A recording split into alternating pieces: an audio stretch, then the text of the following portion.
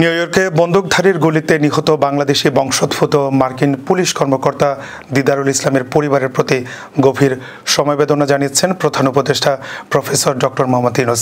স্থানীয় সময় সোমবার রাতে নিউ ইয়র্কের একটি হোটেলে দিদারুল ইসলামের পরিবারের সঙ্গে সাক্ষাৎ করেন প্রধান উপদেষ্টা। এই সময় তিনি সম্মাননা স্বরূপ তাদের হাতে একটি ক্রেস্ট তুলে দেন।